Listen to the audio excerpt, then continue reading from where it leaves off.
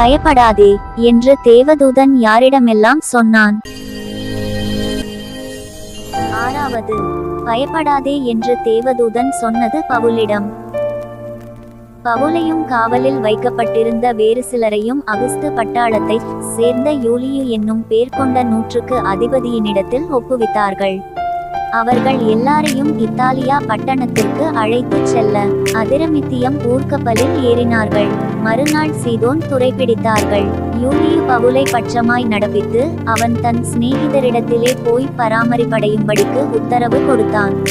பின்பு மீரா பட்டணத்தில் வந்து சேர்ந்தார்கள். இத்தாலியாவுக்கு போகிற அலெக்சந்திரியா பட்டணத்து கப்பலை 100க்கு அதிபதி அங்கே கண்டு காவலில் உள்ளவர்களை அதில் ஏற்றினான்.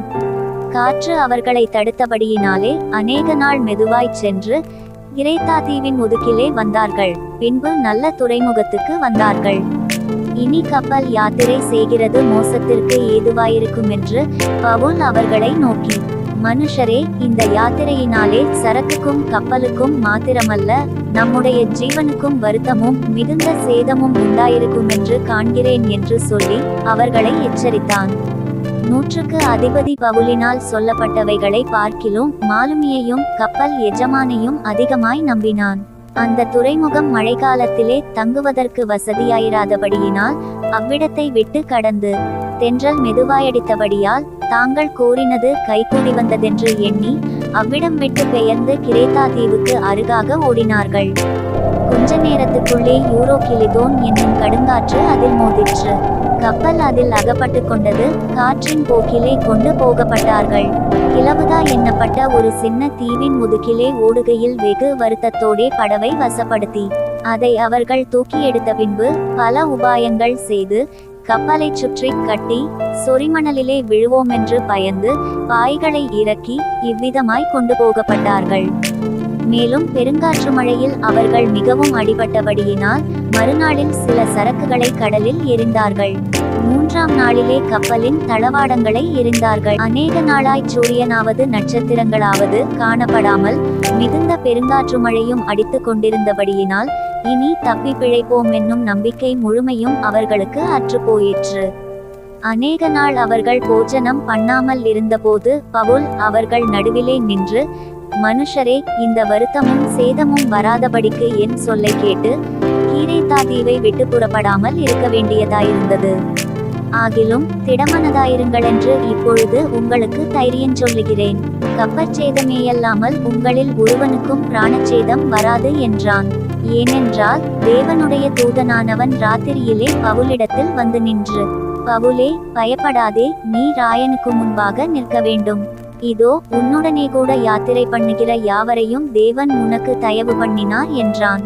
இதனால் பவுல் கப்பலில் உள்ளவர்களிடம், எனக்கு சொல்லப்பட்ட பிரகாரமாகவே நடக்கும் என்று தேவனிடத்தில் நம்பிக்கையாயிருக்கிறேன் என்றான். ஆயினும் நாம் ஒரு தீவிலே விழவேண்டியதாயிருக்கும் என்றான். 14ஆம் ராத்திரியான போது நடுஜாமத்திலே கப்பலாட்களுக்கு ஒரு கரை கிட்டி வருகிறதாக தோன்றிற்று. உடனே அவர்கள் விழுதுவிட்டு 20 பாகம் என்று கண்டார்கள். சற்றப்புறம் போனபோது மறுபடியும் விழுது விட்டு 15 பாகம் என்று கண்டார்கள். பாறையிடங்களில் விழுவோம் என்று பயந்து பின்னணியத்திலிருந்து 4 நங்கூரங்களை போட்டு பொழுது எப்போது விடியுமோ என்றிருந்தார்கள். அப்பொழுது கப்பலாட்கள் கப்பலை விட்டு ஓடிச் செல்ல நினைத்தார்கள். பவுல் 100க்கு அதிபதியையும் சேவகரையும் நோக்கி, இவர்கள் கப்பலில் இராவிட்டால் நீங்கள் தப்பி பிழைக்க மாட்டீர்கள் என்றான். அப்பொழுது போர்ச்சேவகர் படவின் கயிறுகளை அறுத்து அதை தாழவிழவிட்டார்கள். பொழுது விடிகையில் எல்லாரும் போஜனம் பண்ணும்படி பவுல் அவர்களுக்கு தைரியம் சொல்லி, நீங்கள் இன்று 14 நாளாய் ஒன்றும் சாப்பிடாமல் பட்டினியாயிருக்கிறீர்கள். ஆகையால் போஜனம் பண்ணும்படி உங்களை வேண்டிக் கொள்ளுகிறேன். நீங்கள் தப்பி பிழைப்பதற்கு அது உதவியாயிருக்கும்.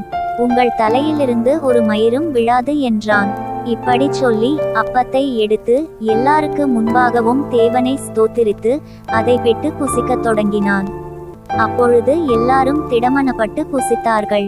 கப்பலில் 276 பேர் இருந்தார்கள். திருப்தியாக புசித்த பின்பு அவர்கள் கோதுமையை கடலிலே எறிந்து கப்பலை லகுவாக்கினார்கள். பொழுது விடிந்த பின்பு இன்ன பூமி என்று அறியாதிருந்தார்கள். அப்பொழுது சமமான கரையுள்ள ஒரு துறைமுகம் அவர்களுக்கு தென்பட்டது. அப்பொழுது காவல் பண்ணப்பட்டவர்களில் ஒருவனும் நீந்தி ஓடிப்போகாதபடிக்கு அவர்களை கொன்று போட வேண்டுமென்று போர்ச்சேவகர் யோசனையாயிருந்தார்கள்.